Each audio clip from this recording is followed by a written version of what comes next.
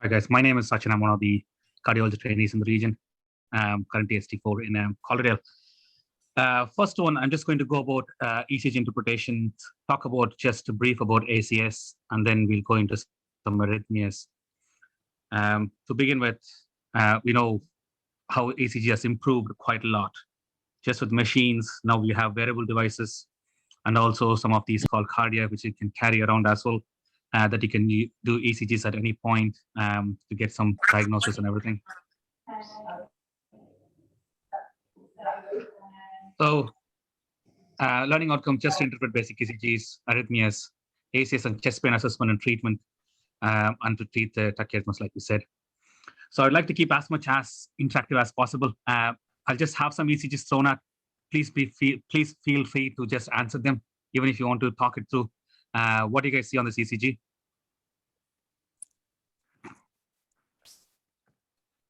Just go ahead. Any comment? Type or talk.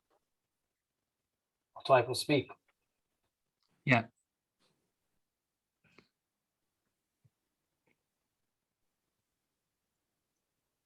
Can you see the chat STEMI? box? Yeah. Yes. Yeah. What STEMI is it? Great. Yeah. Inferior STEMI. Inferior STEMI. Yeah.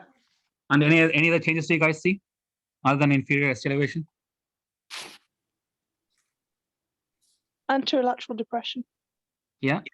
So most often when you see some bit of reciprocal changes in ECG, just be very careful. There could be some changes going on. They could actually have a STEMI ECG that's going on. Usually don't get reciprocal changes unless somebody has some ischemic event going on. Just be more peculiar, be more picky on all those ECG leads. So sometimes you get band or ST elevation 2-3 AVF, fine. Just ignore 2-3 and AVF. And if you just have to look at V1 to V2 or V3, would you guys call that as STEMI?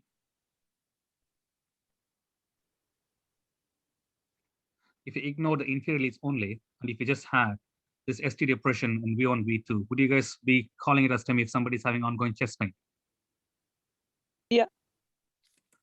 Why? And what STEMI do you think it is? Posterior. Yeah. How would you confirm it? 15 lead ECG. Yeah, you can do that. Or look at you can do AVR. posterior. Very good. AVR, not much. Other thing that you can do is before you can do ECG is actually you can flip the ECG upside down. So if you flip the ECG upside down, you can actually see it's a ST elevation from a baseline. So most often people don't see that. And it is most commonly missed STEMI, I should say, because sometimes you might not see ST elevation in other leads. I'll just flip the ECG just for sake of teaching. So if you can see my screen, if you look at lead V1 and V2, it's actually gone as elevation. So this is posterior leads, which we don't see it and we don't do it. So you just see as a reciprocal is anteriorly. So make sure if you see some kind of ST depression, it could be posterior changes that's happening on because the PDA is going behind the heart. So we don't have any leads for it. So you only see as reciprocal changes anteriorly. If you do see it without the absence of ST elevation, but you just see changes in the anterior leads, be very careful. This could be a STEMI, posterior STEMI. The patient needs to go to same ACS protocol as what we do. Right.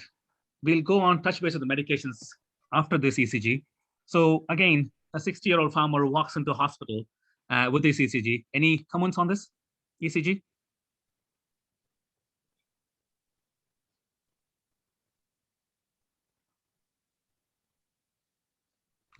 ST elevation from V1 to V6. Okay. Anything else? And a bundle branch block. Not a bundle branch block. To say a bundle branch block, you should have QRS complex more than how many milliseconds? More than 120 milliseconds. Here it is not. Yeah. It's not more than 120. You also see some ST elevation 1 and AVL and some reciprocal changes. If you look at any STEMI ECGs, you'll always find some bit of reciprocal changes. Sometimes you might not see it. So ignore the anterior V1 to V4 and 1 and AVL. If you look at V5 and V6, this is your early changes, guys. Seriously, it's early changes called hyperacute T waves. So again, most often you don't see it. If somebody's having ongoing chest pain, this is how the ST segments evolve over time. So V5 and V6 having early changes of elevation. There is elevation, but it's all hyperacute T waves as well. And if you see reciprocal changes, again, it's a STEMI. If you're not confident, always repeat the ECG back in 20 minutes time. You definitely will see ST elevation. So I'm sorry, ECG. There is this there is, I feel personally, when I looked at this, I felt that there was a little bit of QRS widening. And when I looked at the interpretation, it looked like as if it's just borderline, maybe 114 or something like that. So just bordering around. Yeah. Okay, thank you. So I can't read it. So it's 142 or something. Okay. So again, so if you see some hyperactivity waves, repeat ECG, or if they're having ongoing chest pain with some reciprocal changes, again, it's a STEMI.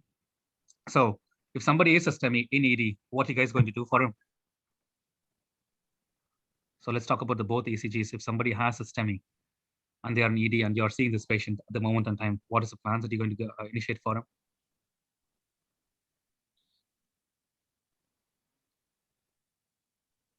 Nobody?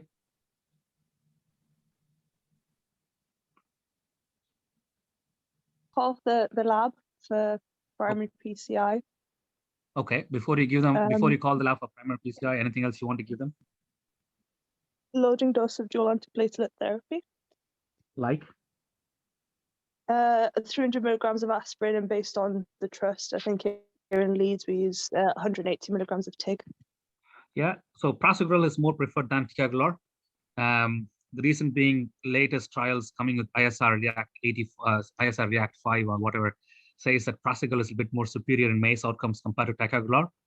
The only time we don't tend to give prasugrel is people with previous history of stroke, ischemic stroke. So otherwise, prasugrel seems to be one that has been going up. Ticagrelor is also not the wrong option. You can give ticagrelor as well. So prasugrel or ticagrelor, second loading dose. Okay, if you have to give clopidogrel, if the patient, say this gentleman is taking warfarin or apixaban for his atrial fibrillation, would you be giving ticagrelor or prasugrel for him? Nope, there's a high bleeding risk with those two, and warfarin and apixaban. So Just what else are you going to aspirin. give him a second antiplatelet? Huh? Aspirin and is aspirin enough, or would you give aspirin and clopy 300? So people who are going for primaries do need dual antiplatelets. So you need aspirin, and you also need to give them clopidogrel. So in these cases, people who are on anticoagulation, the second antiplatelet usually preferred is clopidogrel. So you load them with clopidogrel. How much of clopidogrel would you give them to load it? 300. Anybody else?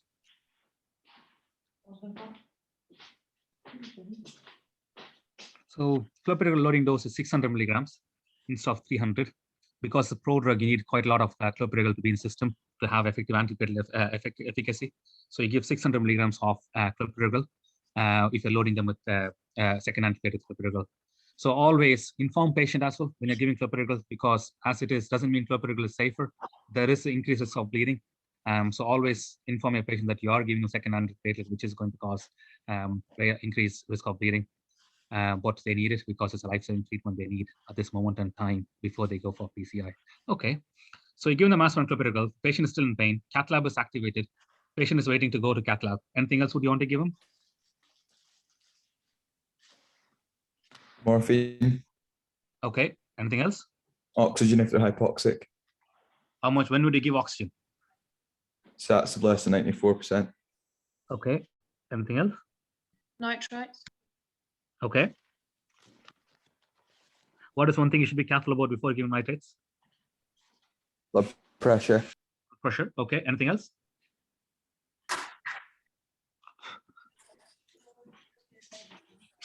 So the whole mnemonic that we all taught, even I was taught the same in medical school, is MONA. So people go morphine, oxygen, nitrates, and aspirin. But that mnemonic is absolutely wrong. Because first time when somebody comes to STEMI, the first thing they need is antiplatelet. Second thing is analgesia, because you don't want to keep them in pain. Third is they need to go to cath lab. 4, if they don't go to cath lab, you need to thrombolize them. So the better mnemonic will be DAPT that we commonly use in cardiology. D stands for dual antiplatelet. A stands for analgesia. P stands for primary PCI. T stands for thrombolysis if they don't make it to primary PCI within the given amount of time, 120 minutes. So that will be a better mnemonic rather than MONA. Right? Okay. Somebody is not on mute.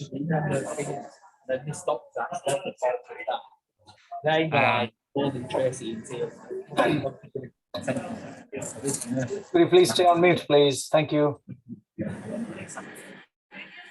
So based on our ESC explanation as to what we have for guidance to define MIs, the ESC has said there is 5 types of MI: type 1, type 2, type 3, type 4, and type 5. Usually we don't use type 3, type 4, and type 5 MIs in clinical practice. The most commonly used are type 1 and type 2 MIs. Type 1 is basically you have a plaque rupture, and then you have platelet aggregation and thrombus formation and acute blockage, and you have a STEMI. Sometimes you can also have a plaque rupture, and then you can also have plaque erosion. So this can happen either in setting of a STEMI or non-STEMI. Once we give dual antiplatelets, you do get it. So they both go in type 1 MI. The type 2 MI is the one that we most often use in clinical practice. So this is most often because of oxygen supply-demand mismatch. This could happen because of plenty of reasons. One, they actually have a true atherosclerotic plaque, and something has triggered them to have oxygen demand mismatch, either exercise or strenuous activity that caused them to have chest pain and throat rise. Two, they could have intense coronary vasospasm, either in setting of either drugs, cocaine or something that can cause it. Three, again, this is more common you find in perimenopausal women or postpartum, is what we call a SCAD, which is spontaneous coronary artery dissection, where you have a tear in the lumen of the artery. Again, you have a mismatch. This is not because of atherosclerotic plaque. Four, you have a nice clean arteries, but again, you have oxygen demand mismatch in setting of sepsis, which you most often encounter in practice, where people come with any kind of sepsis, and then they have oxygen demand mismatch during that time, and then troponin is raised. Managing this all is going to be a bit difficult at times as to what we do. So this is straightforward when you have type 1 and type 2 MIs, because you give them dual antiplatelet, ACS pathway, statins, PPIs, and beta blockers and everything, and they get to cath lab. Type 2 MIs, depending upon what the clinical presentation is, most often these two do present as ACS. Again, they do get dual antiplatelet angiogram, and again, this one as well. The last one is, again, most often you'll be seeing as referred as type 2 MI. If there is no clear ECG changes, and plus not a significant troponin, if they have AKI, if they have severe LVST, if they have severe liver dysfunction or severely profoundly septic, again, you have to take everything into clinical context in regards to the patient. If they're having pain, not having pain, is this troponin warranted or not? Just do a routine troponin and you find it elevated, doesn't mean you should treat them.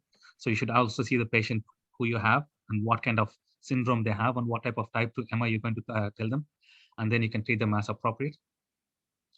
So again, you say someone is having MI if the troponin raise above more than 99% of the upper limit of normal. If it is most often type 1 MI, it's with acute ischemia. So again, you have type 1 MIs, and again, oxygen demand mismatch you have in type 2 MIs. Sometimes you can have troponin raise without evidence of ischemia. People having acute heart failure can have troponin raise. If they have myocarditis, they can have troponin rise. Perimyocarditis, you can have troponin rise. Again, there could be some people with chronic raised troponins. People with structurally abnormal valvular heart disease or people with chronic kidney disease can have raised troponins. In these cases, looking back into what a baseline troponin is can really help. So if it is baseline about 70 and they come something with shortness of breath or chest pain, and the trop has now gone to 200, definitely it has raised, even though they have CKD. So looking back into their previous results helps a lot to say what's a baseline troponin is, so that can help you to treat these patients appropriately. So ESC came up with this kind of algorithm last year as to how we can rule in and rule out for patients with chest pain. Again, you should be very careful about this one. It should be chest pain onset at least more than 3 hours. Some people present to hospital before that. So when you're taking history, make sure you're more specific about the chest pain onset. If you do suspect this patient is having some form of ACS that's going on, you do a high sensitive troponin. Also be familiar what troponin you have in a lab system. If it is high sensitive troponin I, you can do troponin at 0 hours. That means the patient when you're assessing them. And then you can do repeated troponin at 1 hour. Usually high sensitive troponin are raised within 45 minutes. Again, this is in onset of 3 hours of chest pain. If it is not raised and our troponin is normal, then you essentially have ruled out ACS in this patient. Then you can discharge him. And I'll go back further on one more slide as to see, I'll tell you guys more about what this optional testing means, so that I can mix 2 guidelines together, which is ESC and the American Heart Association guidelines, which came out recently. If this patient has come back within less than 3 hours, then you have to do another troponin after that. So which means you have to admit them, observe, see what they want to do. Based on the troponin, you can either do angiography, you can do stress testing or CT coronary angiogram or none based on what you get. If troponin is raised, you essentially have ruled in the patient as ACS. So then they need early coronary angiography and echocardiography based on it, right? Again, everybody with ACS gets dual antiplatelets, statin, PPI, because they're giving dual antiplatelet, ACE inhibitors, and beta blockers. So this is the current ACS AHA guideline about chest pain, how you can describe a chest pain. So we all have seen in the past, we put this diagnosis of atypical chest pain. So AHA has said you should not describe chest pain as atypical because we don't describe any other pain as atypical. We don't say it's atypical headache. We don't say it's atypical knee pain. So it's only the chest pain that is always described as atypical chest pain.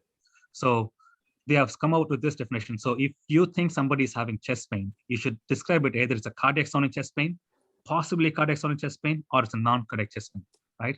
So this way you should be differentiating chest pain rather than just saying it's typical or atypical. So that definition shouldn't be used in clinical practice. So based on your risk assessment and your chest pain, when the patient presents with it, if it is raised troponin, again, this is from AHA guidance, which was published this year. So if it is ACS, then early invasive coronary angiography. If they are really, really high risk patients, then again, you can either take them for angiography or you can do functional assessment. You can do either a functional assessment. Somebody has their mic turned on. Can you turn it off, please? Just get people to come to reception and then we'll show you exactly how to use the machine and what to do. So,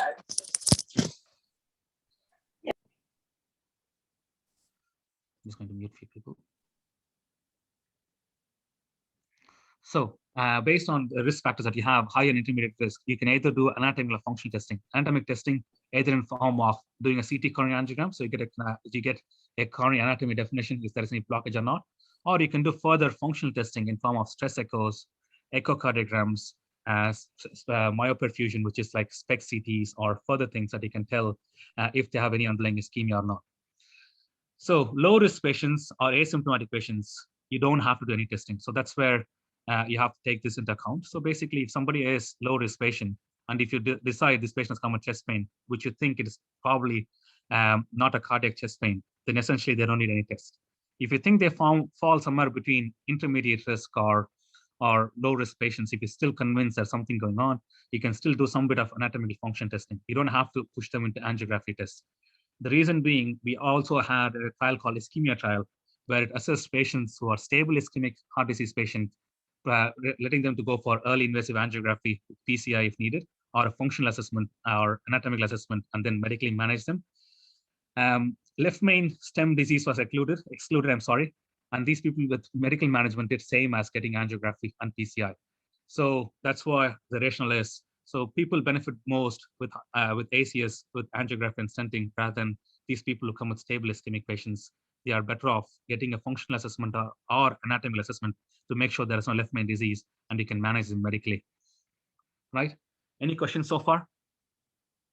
And I'm going too fast about it. I've got a question, Sachin. Yes. Well, as a cardiology trainee, you transition from foundation level to IM level to currently. So what sort of percentage currently you're seeing, in your cardiology placement as a senior trainee who actually go to the cath lab than being managed medically? And I'm sure all our trainees attending today will have their own views. Please feel free to type in the chat box as to how much ACS in your practice so far on your different wards you saw actually going and ending up having some procedure or something done rather than being managed medically. Thanks. So most people, as far as I've seen, end up getting a cath lab, end up getting into cath lab because of troponin. That's what most often happens. Sometimes it could be just asymptomatic patients coming with sepsis or troponin just done randomly and you have troponin raised, and then they end up getting to cath lab. Sometimes you end up seeing them having normal coronary angiography. That doesn't justify putting a patient through a risk factor, even though my interest is in intervention. Sometimes, anytime you consult a patient, we do subject them for these risk factors. We tell them this is the risk that is involved. So clearly, sometimes we don't have to subject them for invasive coronary angiography, but we do see people ending up in cath lab quite often when it is not needed in stable patients or just because of troponin raise.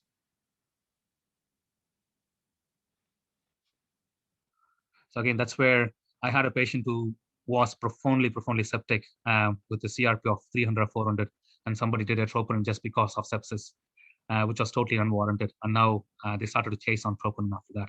So this, what happens, it can also just change the treatment plan for patient and subject them for dual antiplatelet therapy, which puts them at high risk of bleed, any kind of bleed. So just justify when you see a patient why you're doing this troponin in absence of risk factors. People are more specific about D-dimers when they do it. They want to do a well score. They ask you why you do a D-dimer, but nobody asks about troponin, why you doing the troponin. Sometimes they just get added on for no reason as well. And you're subjecting patient for dual antiplatelet angiogram and putting them at risk is what I feel. So I put up a question in the chat box for everyone as to causes of false positive troponins. Let's see how many people respond to the chat box. We've had a couple of people more joining or maybe watching on the same computer. So maybe that's for Jane to capture that. Thanks.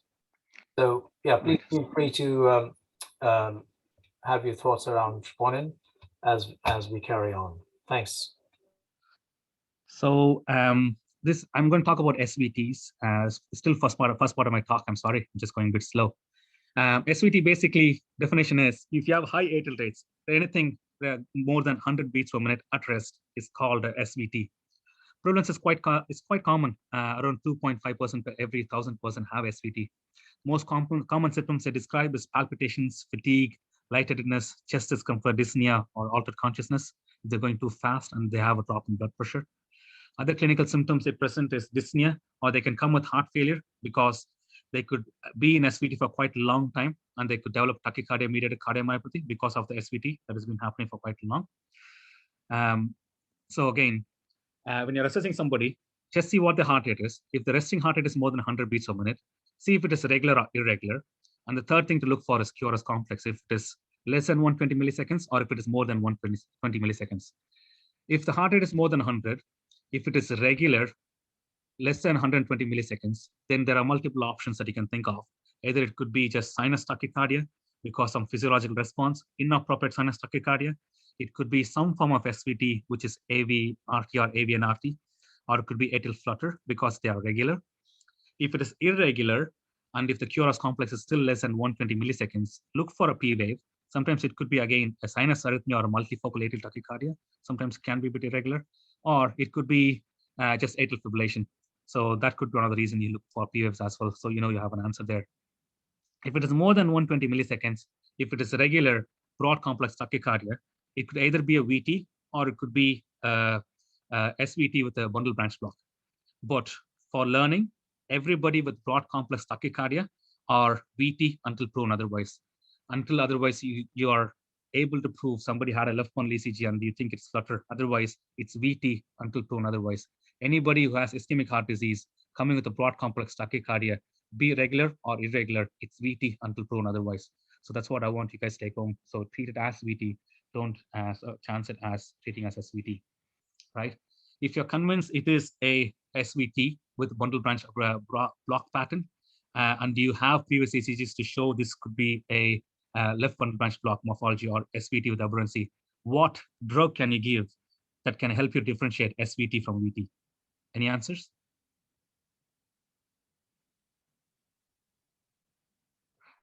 Blood pressure is stable.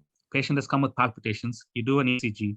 You find a regular broad complex tachycardia on this patient, and this man is known to have an SVT or bundle branch block in the past. What drug can you guys give him to show that this man has SVT rather than VT? Can you give some adenosine? So because it's powerful AV nodal blocking agent at adenosine A1 receptors, it'll slow down anything that is coming from the top chamber. So if it is VT, it won't have any effect on them. So you can give some adenosine that will help you to differentiate them between them both.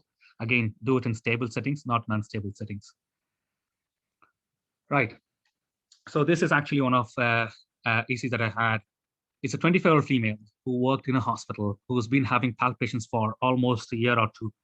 Anytime they try to capture it, they fail to capture anything. So working one day in hospital, got palpitation, put the ECG on.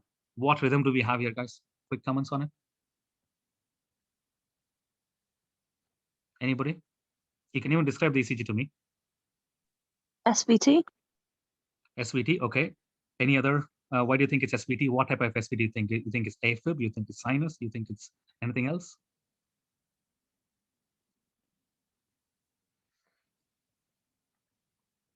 Nobody else? So again, let's go through algorithm again. Heart rate is more than 100 beats per minute, resting. QRS complex, broad or narrow? Narrow. So we have some bit of differentiation as it is SVT. So in SVTs, we have AV and RT, AVRTs, different types of things. Sometimes AV and RT will be helpful. You can pick up this thing called a pseudo R prime. If you look at lead V1, the small little blip after a QRS complex is your P wave that has been retrogradely present after every QRS complex. So this is what we call a pseudo R prime. So this is R wave and this is P wave. So anything less than 90 milliseconds falls under a criteria called AV and RT. That's how you can easily differentiate it. And again, more sensitive for adenosine. So when you're going to give somebody adenosine, make sure the patient is attached to paddles and has a rhythm strip recorded, because we say adenosine only lasts in system for a few seconds, between 20 to 30 seconds. It's deionized after that. But still, if somebody has a profound AV nodal blocking agent, or if they have underlying sick sinus node disease or something like that, they could have profound AV nodal blocking agent, and because they're giving adenosine, so they can have some pause. So just as a backup, make sure you always have them on a cardiac monitor with the paddles on them and leads attached to them as well. So before you give adenosine, right? So treatment usually is what you give the first line of treatment for somebody you think SVT is.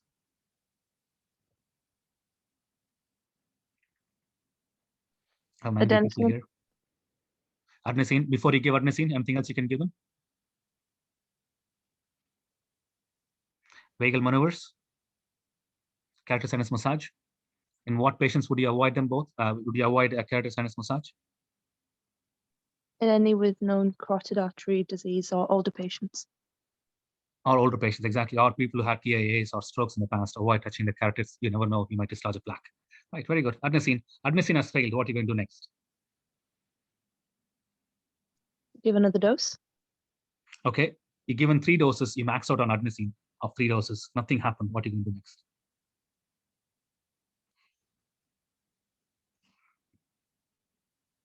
Any other medications you can give? What do you do at that point? This is what we most often see in the practice, isn't it? So we're given some medication and this failed, and we don't know what to do next.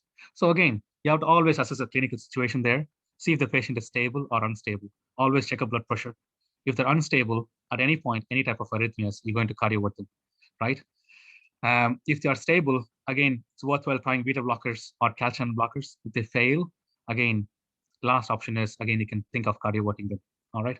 So these are the options you go. Vagal maneuvers or carotid sinus massage.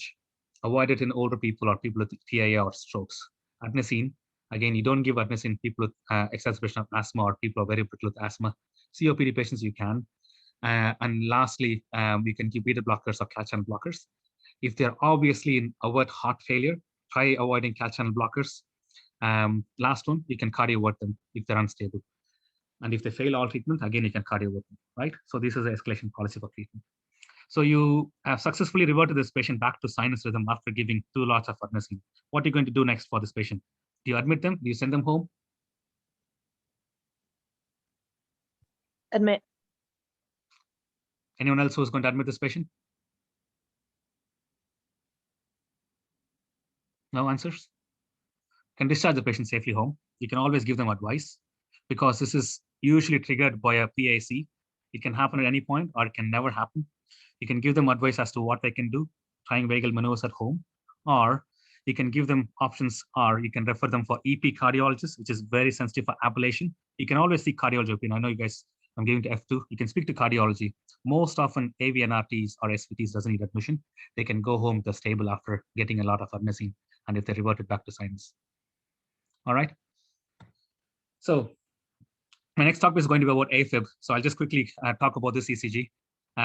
65 female coming to clinic with history of palpitations, has known hypertension, diabetes, GPS attached to ECG. Any comment on it quickly?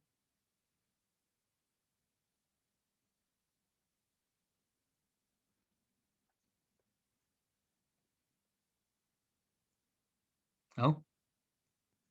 It's an irregular rhythm, narrow, complex, no P waves. So atrial fibrillation, yeah. So how are you going to treat this patient in the clinic? This patient is in front of you.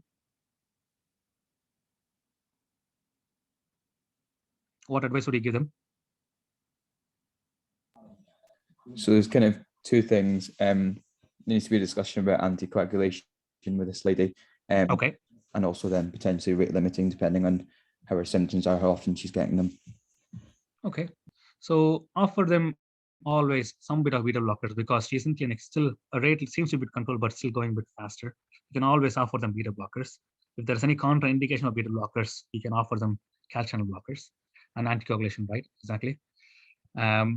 Next one, just for the sake of time, because I have one more presentation to give, I'll just move on quick. This is a 40-year-old male who's a smoker, drinks quite heavy, comes to hospital with dyspnea, and is grossly overloaded because he has quite a bit of pitting edema up those thighs and panting. ECG done in ED. Any comment on it?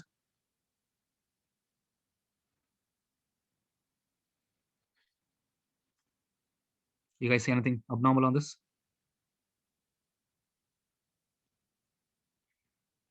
So most often what you hear about sawtooth, if you just take the QRS complex out of equation in the lead 2 that is down below, you can actually see a clear sawtooth appearance. Flutter. Again, flutter waves, they are typical and atypical flutter. Most often you might find a flutter wave in lead V1 or in inferior leads. So look at lead V1. These are your flutter waves that is going almost between 250 beats per minute, I should say. Traveling quite frequently over there. It's very easy to see flutter waves either in V1 or in inferior leads. You can always see flutter waves. So atrial flutter, he's in heart failure. How are you going to treat him?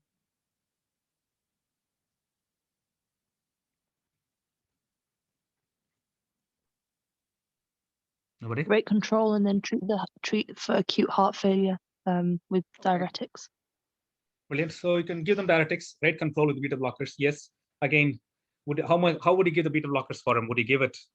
How much beta blockers would you give him? You given 2.5 in ED, still hasn't resulted in any kind of improvement. What are you going to do next? If his blood pressure allows it, give him another 2.5. Okay. Still in fast flutter. So you maxed out on beta blockers. This is now second day in hospital. Still going this rhythm at almost 130 beats per minute. What are you going to do next? Try digoxin. You added on digoxin, still going fast. What are you going to do next? Cardio. Yeah. So most often these people with flutters, they are quite, you can slow them with beta blockers. Usually until the heart failure resolved, they usually don't tend to revert to sinus. Once they're caught in that cycle of axillary pathway, they're stuck in it. So cardioversion sometimes helps. Would you be cardioverting this patient with any help, or would you just cardiovert him directly without doing any investigations on it?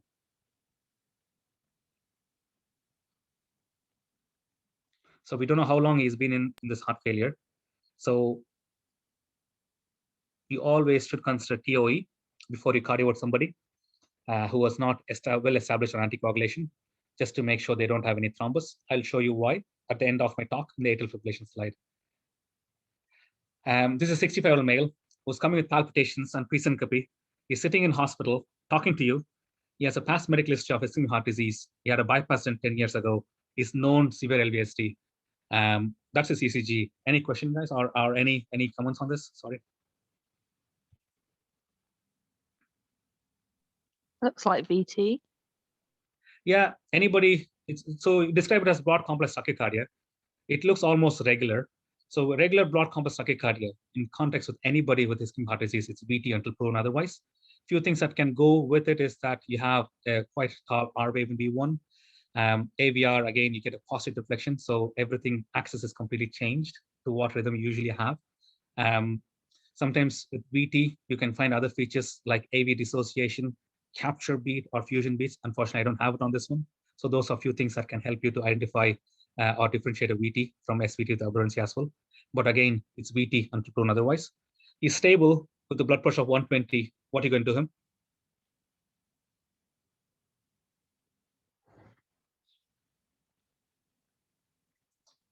Will you give medication or are you going to shock him? If he's stable, you can give amiodarone.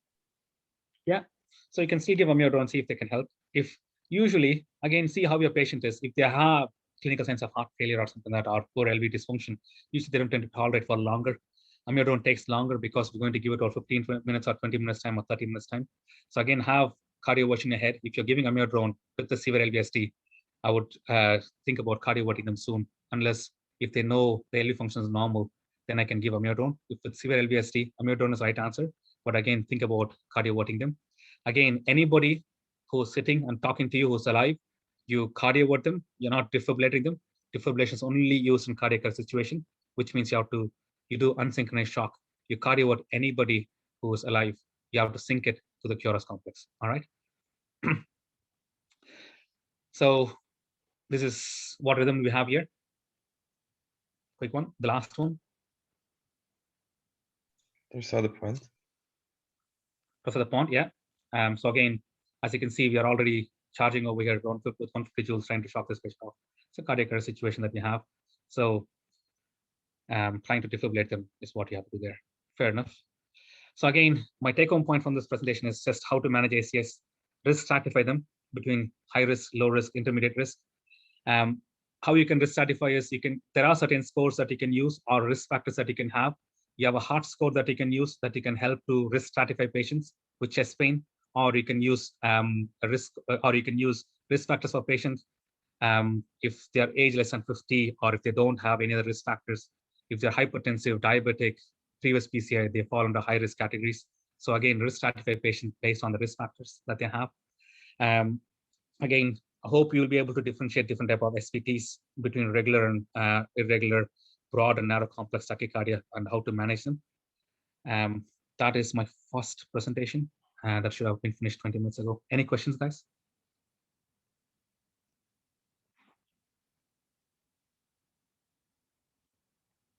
No? All right. So this will be a quick one, hopefully. Thanks, Sachin. Thank you. Shall I continue, Dr. Thakur? Yes, absolutely. Yeah. So this is just a quick update on atrial fibrillation. Nice guidance, guys. So basically, atrial fibrillation, as we all know by definition, is supraventricular arrhythmia. You have no coordination atrium. It's effectively not contracting properly. Again, you have irregular RR intervals, absent P waves. Basically, you have not a proper atrial activation. Symptoms, again, most often patient present with breathlessness, palpitations, syncope. Sometimes they have chest discomfort or chest pain. Some people just plainly present as stroke, and you just find them with atrial fibrillation ECG. Diagnosis most often is made on a 12-lead ECG or ambulatory 24-hour ECG. Quite insensitive, but does pick it up. Depends upon the duration of symptoms. You can do an event recorder. An event recorder doesn't usually monitor everything. Sometimes patients have to trigger, sometimes if they have event, or it is set at certain rates or rhythms to capture, so it records it. If you think the symptoms that they describe is quite infrequent, you can do prolonged monitoring, 3 days or 7 days. Sometimes you might even need to do a loop recorder if needed. The most common these days that people have is wearable devices. Large trial conducted in US, the sensitivity of picking atrial fibrillation of people who got alerted to have AFib, almost 87%. For example, if 300 people are informed, almost 87% end up having atrial fibrillation diagnosis. So quite sensitive enough. So wearable device as well. The only thing is you don't have a 12 lead, but we do have a single lead where it is helpful in diagnosing arrhythmias. Just a question to wider group. You do a 24-hour tape. When would you call somebody as atrial fibrillation on a 24-hour tape? How long should they have AFib on a 24-hour tape before you can tell they have AFib? Anybody knows? No? So basically, this is what you should see. If you do a 24-hour tape, somebody should have a run of AFib at least for 30 seconds with no discernible P waves and irregular RR interval. So that's what is diagnostic for AFib on a 24-hour tape, right? If not, it's not atrial fibrillation. So it still comes as atrial tachycardia. So when you're calling somebody is having AFib based on a 24-hour tape or 48-hour tape, So make sure you have this. They should have around at least 30 seconds on it on a tape. Risk assessment. Everybody knows we use CHATS-VAS score. Again, it's a risk score assessment. It does not absolutely tell you somebody's not going to have a stroke or going to have a stroke based on this. People still will be 0 and still get a stroke. Still could be 1 and still have a stroke. So which means it's not an absolute foolproof mechanism, but helps us to capture the high-risk people who needs to be anticoagulated. So any question? Okay. How do we say somebody has a bleeding risk? What score do we use to assess a bleeding risk? Does anybody know? Has-blood. Has-blood. Anything else? There is a new one, No? but I don't know the name. Okay. So Has-blood is the most common one that we are used. ESC still says Has-blood score to use for deeming patients for high bleeding risk. This is something that has been around the block for some time, since 2014, 2013, I think. It's called an Orbit score. That's what NICE guidance has said people to use for stratifying risk for bleeding. And again, if you compare both Has-blood and this one, Has-blood has taken into account of live INRs, liver function test, and hypertension. This one most often says if you're older, you are at high risk of bleeding. If you're anemic, again, you're at high risk of bleeding. Again, EGFR, which often is the most common reason why people have high risk of bleeding. Treatment with antiplatelet, which again goes with a Has-blood score as well. So again, maximum score to 7. This one is maximum score to 9 Has-blood score. You again, up to 2 is low risk. Up to 4 is moderate risk. 4 and above is high risk in Orbit score. You use this one to say if somebody is high risk bleeding or not. And based on that, you can offer, say if somebody has high bleeding risk. Right. You have diagnosed somebody with atrial fibrillation. And what you have to do is always make sure you have a baseline bloods on them and make sure by default, check your TFTs. Somebody could have AFib purely because they have thyroid dysfunction. That is often being missed. So that should be like a reflex. So if somebody you're seeing with AFib, make sure you always have a TFTs on them. Echo is needed, but you don't need to ask an echo so that you have to say somebody has congestive heart failure and that adds on CHATS-VAS score. So the NICE guidance specifically says you don't do echo just to get a CHATS-VAS score. So you do CHATS-VAS score based on what you have as a patient that you're assessing. You don't do echo as a way of means to say somebody has to add on as a CHATS-VAS score. TOE is needed because echo sometimes could be suboptimal. NICE still recommends TOE in patients who are very difficult to get any subcostal views or any views on them. If they have underlying valvular heart disease, which is very difficult to appreciate. If somebody needs a cardioversion, like our case that we discussed, who is in AFib or flutter for some time and rate control has failed or rhythm control has failed, and they're in heart failure, you want to treat them, then you can do a TOE to make sure we rule out a left atrial appendage thrombus so that you can cardiovert them. So those are the indications for TOE. Most often we reserve it. We usually don't do TOEs for looking at LV function. We almost always get a good echo pictures. But the guidance still has TOE in some cases where it is very, very difficult to appreciate anything on the transthoracic. Right. What do they say about anticoagulation? So always look for benefit and risks of anticoagulation.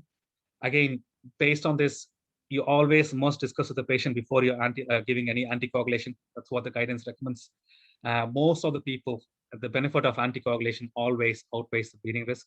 So often talk to patient if they are not, or if they refuse anticoagulation, you can't anticoagulate them based on after that. But again, discussion has to be with the patient before you anticoagulate, because potentially if they bleed, it could be fatal for them. So discussion is very important.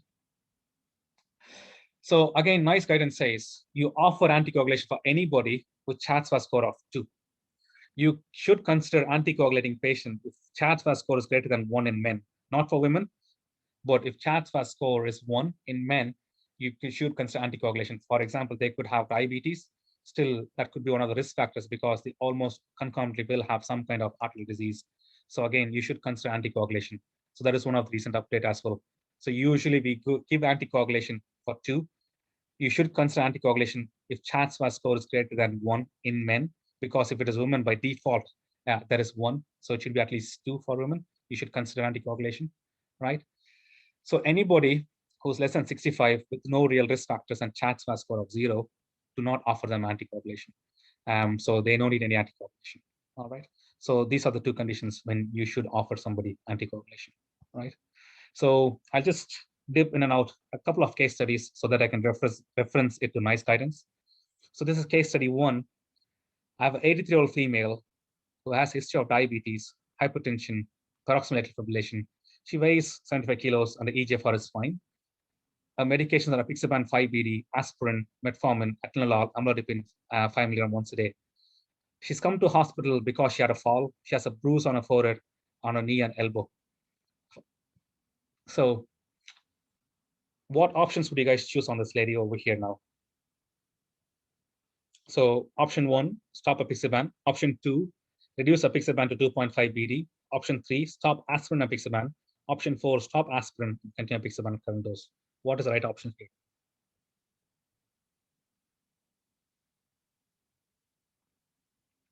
Anybody? Can you go back to the information? Yeah, it's an 83-year-old female with a past history of diabetes, hypertension, paroxysmal atrial fibrillation, weighs 75 kilos, EGFR is 69.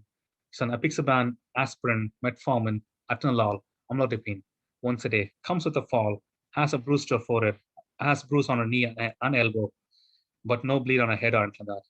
So what are you going to do for this lady here? Would you anticoagulate them? Or would you stop the anticoagulation? I guess it depends on how frail she is and the other factors. I don't think, I mean, is she kind of falling all the time, or is that just one fall, kind of a freak accident? Do you know what I mean? Yeah.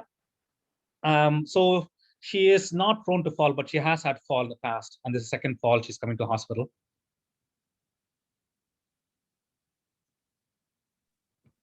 In that case, I don't think. I think here, what's her own views on it? Does she want to continue on it?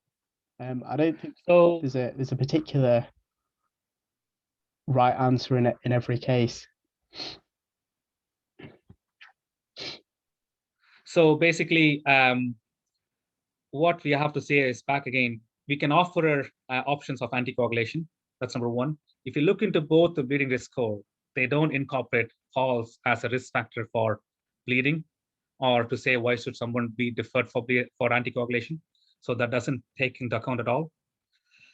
So in this patient, 2 things. 1, she doesn't need aspirin. Nobody should be getting aspirin on top of apixaban unless they had a recent PCI. Second, an antiplatelet is not warranted. So aspirin shouldn't be given in her case. So she only needs anticoagulation. That's number 1. Number 2 is reducing apixaban to 2.5 BD is not an option, because if you're going to treat somebody, you have to treat them properly.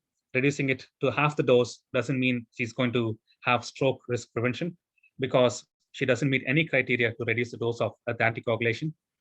So the right answer is stop the aspirin and continue current dose. That's what NICE also tells us. So do not withhold anticoagulation just because of the person's age or just because of risk of falls, because the risk of stroke is still higher. This patient has a predisposition to bleed just because she's been given 2 different types of one anticoagulation, one antiplatelet. So there is no indication for an antiplatelet.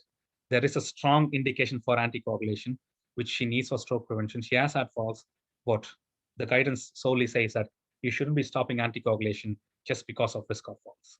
Unless they had a fatal bleed or unless they had a very significant bleed, then you have to talk to the patient and offer them as to what they want to do. But otherwise, just because of false risk doesn't mean you shouldn't anticoagulate somebody. All right, that's what NICE recommends. So again, if you see somebody on antiplatelet and anticoagulation, always look back into history, because you will be admitting patients, you will be clotting patients, and so just see what is a strong indication behind it. Unless they have recent PCI, either coronary-wise or vascular-wise, usually they don't leave them on them both. So see appropriate and review the medications appropriately and just stop which is not needed. Second case study, a 73-year-old female. She has a past medical of permanent atrial fibrillation, hypertension. She had a non-STEMI in 2019. She's currently on warfarin as per INR. She's on valsartan, atorvastatin, and bisoprolol. The last 3 months warfarin levels are this: 2.1, 1.6, 1.5, 2.0, 1.7, 2.0, 2.1, 1.8, right? So what are we going to do for this lady, do we think? Do you think you'll ask her to continue the warfarin at the current dose, or would you just titrate the warfarin, or what we going to do for her? I would switch her to a DOAC if her EGFR is okay. Her EGFR is fine. Yeah, then I would say, why is she not on a DOAC? Yeah, so again, if somebody is stable on warfarin, NICE guidance recommends they can be left on warfarin. The time when you consider somebody to switch from warfarin to a DOAC is under these three circumstances. If the target treatment range, if they spend it less than 68% all the time, then you should switch them to a DOAC. Or if you find 2 INR values less than 1.5 in the last 6 months, or if you have 2 INR values higher than 5, or 1 INR value more than 8 in the last 6 months, you should switch them to a DOAC. So otherwise, if they're stable on warfarin, you can leave them on warfarin. So they're okay with that medication, just leave it. There's no indication to change it. All right. Happy to move on. So treatment, again, weight control is the first thing that we always do. Beta blockers. Can we name a few beta blockers that you want to give for a patient? If somebody is NAF?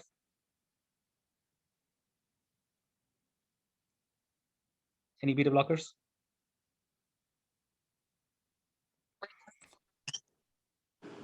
Yeah. So you can give bisoprolol. You can give metoprolol, which is both oral or IV. Most often IV metoprolol is used. You can give nebivolol. There is quite a few other beta blockers that you can try. Don't try to give propranolol, which are least cardioselective. Go more for more cardioselective beta blockers. Esmolol can be given IV. You can give calcium channel blockers, non-dihydropyridine calcium channel blockers, verapamil, diltiazem. Again, do not offer calcium channel blockers if somebody is in heart failure. It's one of the relative contraindications for calcium channel blockers. And again, do not mix calcium channel blocker and beta blocker together. Risk of AV nodal blocking and having asystole is quite high. So don't mix them both together. Either this or that is what you should choose. And you can give digoxin for patients. Again, digoxin is usually given for people with permanent AFib.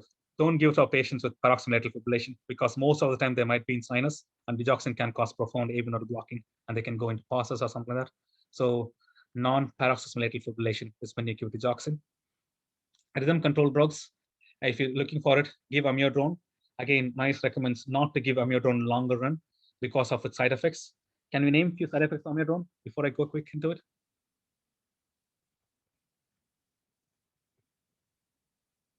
So the common side effects are: one, make sure they don't have long QT, because amiodarone can cause long QT syndrome. If you're starting somebody on amiodarone, make sure you do an ECG. Two, it can cause hepatic dysfunction. It can cause thyroid dysfunction. Long-term use can cause pulmonary fibrosis. Skin toxicity is quite there. So usually NICE doesn't recommend it to continue for longer run. Again, class 1-3 antiarrhythmic drugs, which is mostly flecainide, is what you guys might be familiar with. You should not be giving them if they have any underlying ischemic heart disease or structural heart disease patient. If they fail on these two medications or two medications, and if they're still in AFib, you can consider cardioversion. If somebody is stable, you don't have to do emergency cardioversion. You at least anticoagulate minimum for 3 weeks before you can consider them for cardioversion in outpatient settings. If symptoms, and if this all fails, again, you can consider ablation. But if you're sending somebody for ablation, always tell them that symptoms can reoccur, AFib can reoccur. If even after ablation, which is fails, last option is called pace and ablate, which basically means you put a pacemaker like a CRT, and then you ablate the AV node completely. So which means there's nothing coming from the atrium. So this patient is now depending upon a device.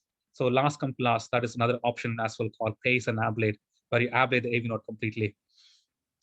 So AFib post non-cardiac surgery, you almost always treat as new onset AFib. So go through the thing. Beta blockers or calcium channel blockers.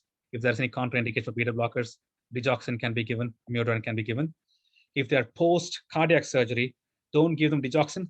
I read through the literature and everything. Basically, there was one trial that said it took much more longer for digoxin to load into the system before it did any effect on people with cardiothoracic surgeries. So they said amiodarone will be the first line of treatment, followed by beta blockers in patients with AFib post-cardiac surgery. Again, always do your chat swabs. Anticoagulation is very, very important. Again, if you're giving beta blockers, this is what they recommend. Start low, and go slow. Don't have to give them too much of beta blockers, fine. If they're in atrial fibrillation, because they are on a cardiac monitor, you always see them, they're going at 130 or 140, doesn't mean you have to bring them back to normal rate. So anything less than 110 is considered to be such a good heart rate. So just slowly titrate the beta blockers. Don't have to just dose them with too much beta blockers. If anybody who fails treatment, if it is in community settings, they should be referred to a specialist within 4 weeks of time if they fail treatment, or if AFib has reoccurred after a cardioversion. This is in GP settings or in community settings. This is what NICE recommends. Last case study, I'm sorry, I'm almost there with my time. It's a 76-year-old male with past medical history of type 2 diabetes, hypertension, dyslipidemia. Ischemic stroke was, he had an ischemic stroke. They did a 7-day monitor and found he had paroxysmal runs of atrial fibrillation. Was anticoagulated with apixaban, is now admitted with spontaneous subdural bleed. What are you guys going to do for him?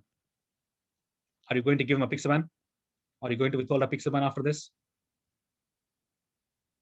Any other options we can give for him for treatment for future stroke prevention? Do we know? Should we give him aspirin? Or should we restart apixaban once the subdural bleed is sorted off?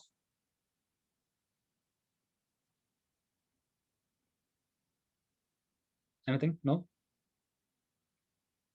Nobody wants to answer? Fine. So basically, other option that we have is what we call LAO closure device. So this is one of my stock video, sorry. So what we see here is, this is a left ventricle, mitral valve, left atrium. This is what we call left atrial appendage. And what we see here is full of smoke, is what we call a spontaneous echo contrast, and it is filled with thrombus. Most of the cardioembolic events happen because of clot forming in the left atrial appendage. And when they revert back into sinus, the clot is pushed into the atrium, that in turn goes out and causes stroke. So what we have is called LAO closure devices. Left atrial appendage occluder is what we call it, where they actually can put an amulet device, Amplatzer device, or a Watchman device and plug this off completely, which means most of the cardioembolic event is being stopped. So they have better stroke prevention from there. So that is one thing we can consider in these type of people. If he makes a good recovery, because he had a spontaneous subdural hematoma, the risk of him having further bleed is quite high on apixaban. You can't give them aspirin or clopidogrel because that's not the treatment for AFib for anticoagulation. So in which cases you can consider them to have an LAO closure device where you can actually close this off and seal it off so that most of the cardioembolic event is stopped. All right. Thank you. Sorry, guys, I have to go fast on the second one. Any questions? I hope I didn't bombard you with too much of information over there. Well, thanks, Sachin. I think I was just trying to moderate the chat box, trying to explain this this particular video. Do you want to run it again so that you can explain why does it happen in paroxysmal scenarios? You know, and I've just written in the chat box that a question that is PAF or paroxysmal AF less severe than permanent AF. Well, the answer is no, because the stroke risk is exactly the same. And mostly it's the fresh thrombus, which is the one which is formed and then embolized. And as you all could perhaps see on Sachin's screen, you know, there's a lot of movement of blood components within the upper chamber. And there's a static chamber on the right side, if you can see, you know, like a corner, that is the appendage where things generally get a bit dodgy, and thrombus generally forms there first before forming or extending into the main bigger chamber. And that's why you want to target some of those areas during the modern treatments, trying to occlude them in people where you have the opportunity to do that and who are suitable to undergo those sort of interventions. So I think that was the idea behind showing this, and it's a wonderful video which shows a lot of thrombus type material, or that occlude, you know, that soft and translucent structure seen in that little corner of the atrium, which is kind of has a static and stagnant blood flow otherwise. There's a question here: do we rate control AF driven by sepsis? I'll let Sachin answer that, and then I'll give my perspective. So we have some time now for interaction and a break. So you might want to stop sharing and give me the control so that I can share it back to So her, and then we all. So anybody with sepsis. Yeah, carry on. Yes, so anybody with sepsis or even heart failure, sometimes because there is a trigger for it, they will be going fast unless we treat it. Unless the heart failure is treated, the overload is taken off. They will still be going fast. Same with sepsis. Because of the sepsis, they still have fast heart rate. So I wouldn't be overly precarious getting them controlled pretty quick, pretty fast, because they have a sepsis that is driving it. So start them off, like we said, slow, go low, go slow is what it is. So start them off with a low dose beta blocker before you can push them off. What most often happens harmful for this AFib patient is telemetry. Because once you put them on telemetry, you see them, they're going fast, and they always bother with the heart rate of 140 or 130. But we only take the rate into account. We don't assess patient clinically how they are. Clinically, they could be stable. They will have no symptoms. We are just stating the number by giving too much of beta blockers. Once they go back into sinus, if you're given too much of beta blockers within a short period of time, they can have significant AV nodal blocking properties because of beta blockers.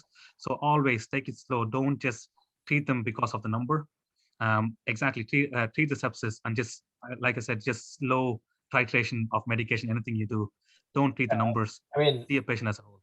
That's absolutely correct. And I think in one way you could summarize it, that you treat the root cause. It's not just sepsis. I think you could think of scenarios. You'd have seen people on elderly wards with UTIs having fast AF, with a range of infections, post-operative, any kind of stress which could stimulate the atrial musculature, which has inherent electric properties to drive off an arrhythmia, which is within the stretched muscles at that stage and age, etc. So I think the underpinning principle perhaps is to treat the underlying cause, and quite correctly said that beta blockers can certainly worsen the state, and we've seen this very often, that you go driven by the heart rates on the monitor, and then you make the patient worse, and then you try and give them inotropes subsequently. So we've been in that situation many times.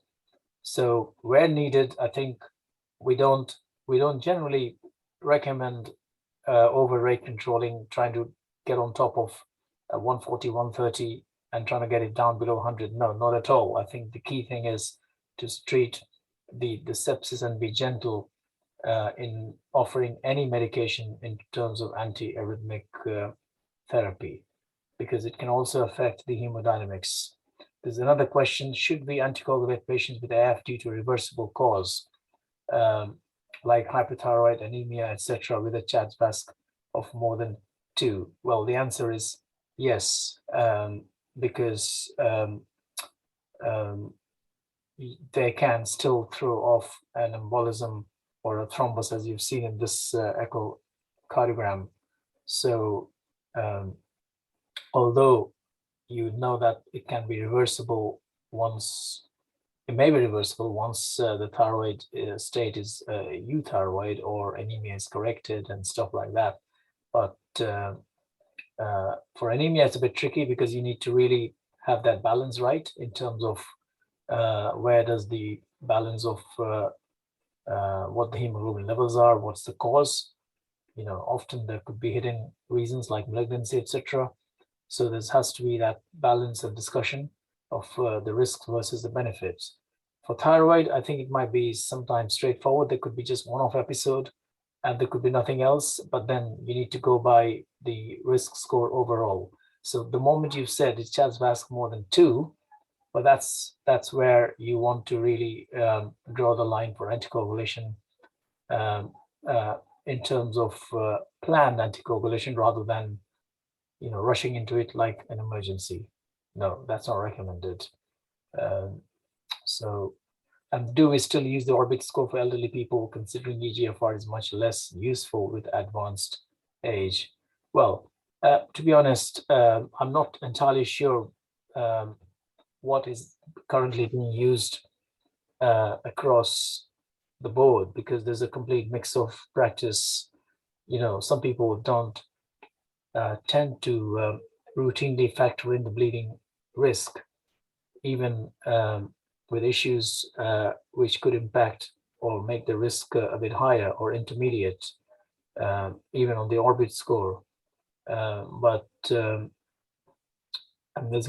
so I would say that yeah, the orbit score should be used as much as possible. And the other one is revert back to sinus rhythm. Well, as I said, paroxysmal atrial fibrillation, if you can demonstrate the CHA2DS2-VASc score is less than 1 or less than 0, depending on the sex, and there is no structural cardiac disease whatsoever on cardiac imaging, they don't need anticoagulation. But for every single patient who has that risk score beyond 2 and above, no matter sinus rhythm or AF, they need anticoagulation. So I forgot to mention one thing, Dr. Thakur. Carry on, Just the only time we don't offer DOAC are is mitral stenosis. So it's pure mitral stenosis. Yeah, that's a really good point. So traditionally, we used to say that non-valvular, valvular, so all that's gone now. We just say the valvular AF is only limited now to people who have prosthetic or metallic heart valves and moderate to severe mitral stenosis, which causes a lot of left atrial dilatation and is quite a notorious cause for causing AF, which is pretty refractory and doesn't normally. The trials haven't included those patients. So those are the current only 2 reasons from a valvular perspective not to prescribe DOAC. And the difficulty we have as cardiologists is often we have patients with mitral stenosis who are kind of bordering between mild to moderate, etc. And so we keep them on 6-monthly scans. And the moment they move on or to develop more consistent features with moderate disease, well, that's when they switch over to warfarin. So that's the thing. And if they're metallic valves, that's another thing. Thank you so much, Sachin. Thank you, everyone. Thank you very much.